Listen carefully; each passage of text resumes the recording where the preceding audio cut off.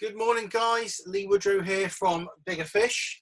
So today, quick tutorial. I want to teach you guys how to write a personal summary that builds context, it's compelling, and it entices the recruiter to read on. You know, someone who's going to read that summary and they think, yeah, you're the person for this job. Right, so let me just share my little document with you. Right, so when I build personal summaries, I follow a simple method and I break it down into three sections. One is a value proposition statement. Okay, this states who you are professionally, what you deliver, what value you add, who you do this for, and then the benefit at the end here, the business benefit, the value you add. The next section in the summary is the qualification summary and what you're seeking. So this is, you don't have to put it in there, but if you've got a very weak education, you might want to remove this section. But if you've got a very powerful education section, some good academic qualifications, degrees, MScs, PhDs, you definitely want to include this. And just to wrap this little section up, you know, what you're seeking. So it's qualified with something from a particular university or a training establishment, and you're currently seeking something. And finally, I wrap it up with 4 key strengths, okay, with business benefits at the end. So it's always important to put value add on each of these strengths. So it's like, you know, if I'm selling this phone to you, I'm not just saying about, you know, the phone can do this, this, and this, this. I want to say what the phone can actually do for you.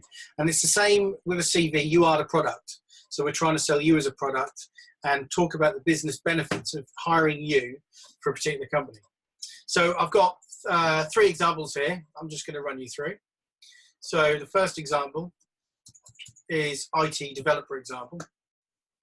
So I'm just going to run through this and how it's built. So this first section here, which I'm now going to highlight in yellow, this is the value proposition statement. And there's 2 words I find which resonate with hiring managers and recruiters. And it's one is experience.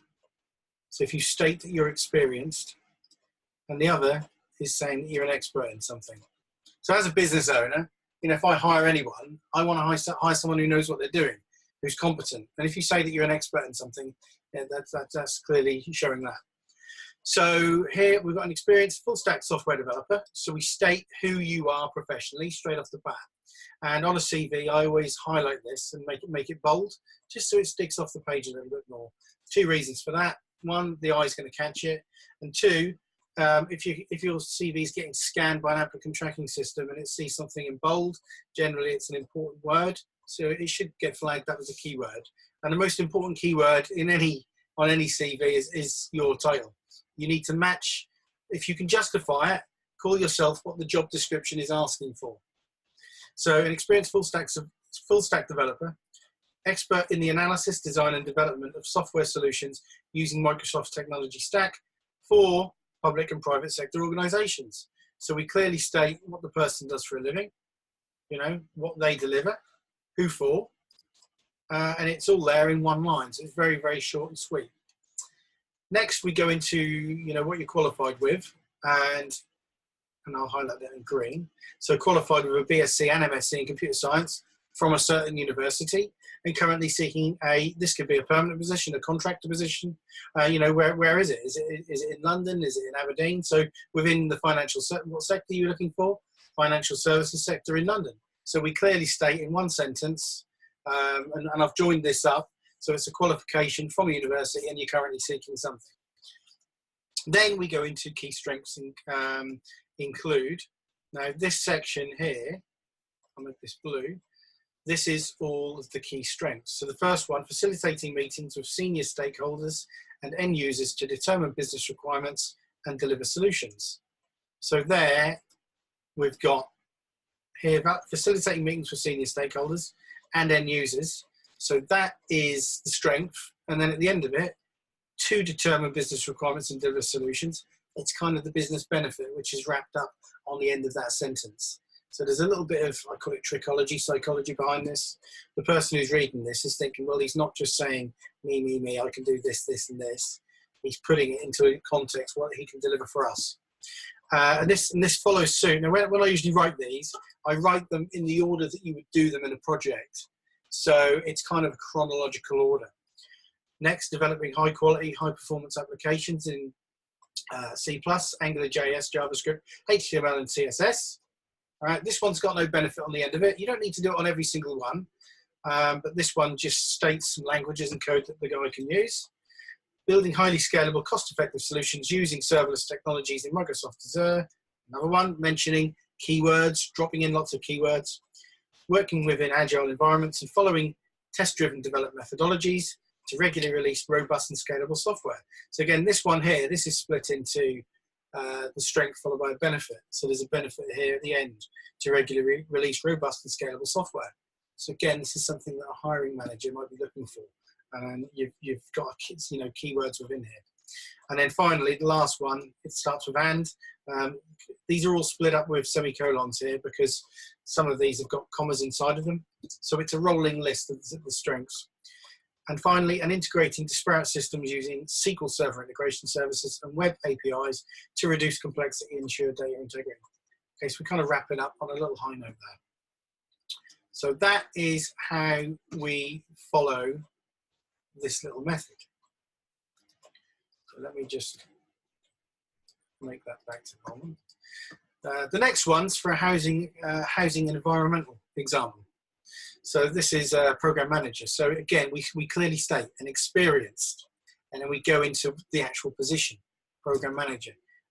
Maybe it was a project manager you were going for rather than a program manager, and this is where you change it.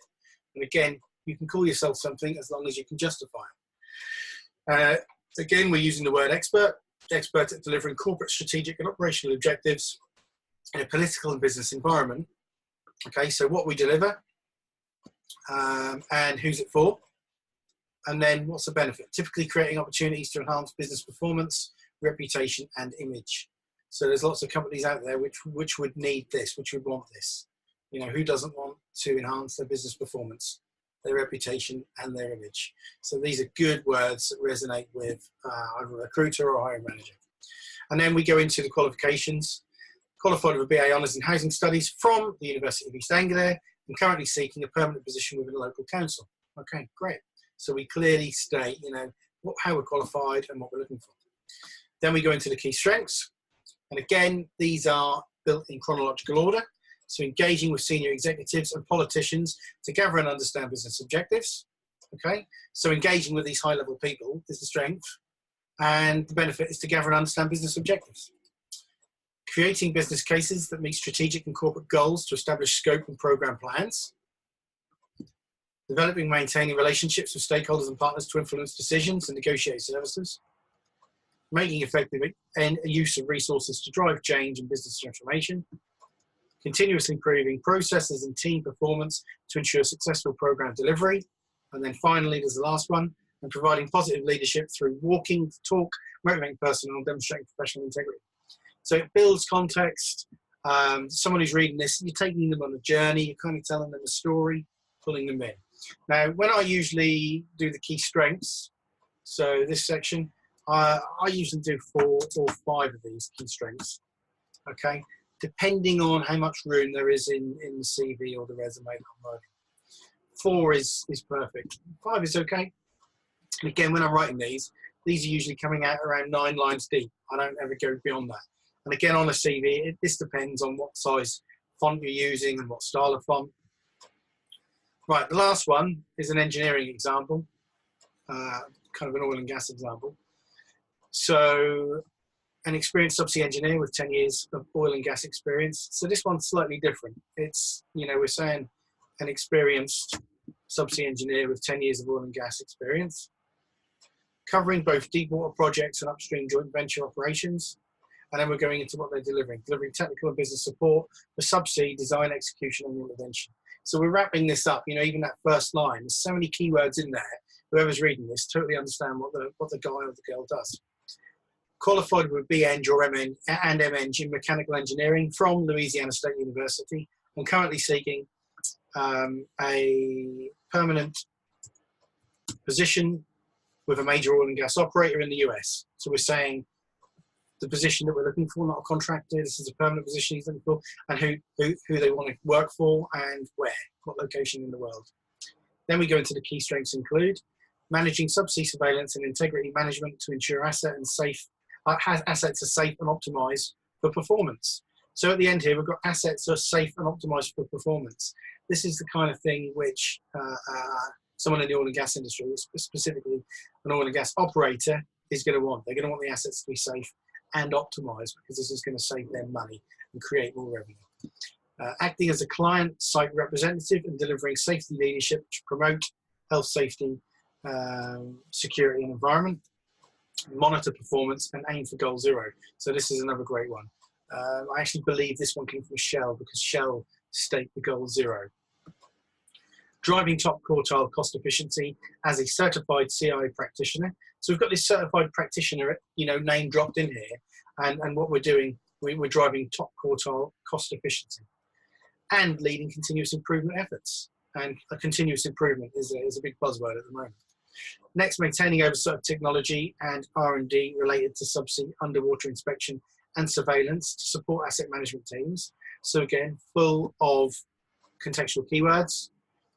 And finally, presenting technical solutions assessments to senior management and influencing business decisions to substantiate operation expenditure, OPEX. So there's 3 examples. I hope this helped. A lot of people really struggle writing a personal summary. Now, these are written in the third person perspective. This is how I would write it on a CV or a resume. I wouldn't write it on LinkedIn like this. LinkedIn's different. If you're going to write a summary on LinkedIn, you need to change this into first person perspective. So I did this, I done that, I am adept at, I am familiar with, I have knowledge of, I am an expert at delivering something, I am highly experienced in, they're the sort of words you need to be using on LinkedIn. And I tend to break this out from one paragraph into a few paragraphs on LinkedIn. But yeah, so, my name's Lee Woodrow. I'm from Bigger Fish, Web Branding and Design. For the last 10 years, I've been involved with advanced CV writing, resume writing, cover letters, LinkedIn profile optimization. So if you're interested in what I do, or maybe you've got a different way of doing this, please like, share, comment below. I'm interested in what other CV writers think of this and how to build a professional summary. Likewise, if you're struggling doing this, if you're in any industry, I've got a very broad range of experience. Please feel free to contact me, connect with me, and we could talk about possibly me helping you with your CV or your resume. Okay, guys, thanks very much. It's Lee Woodrow from Bigger Fish. Have a great day.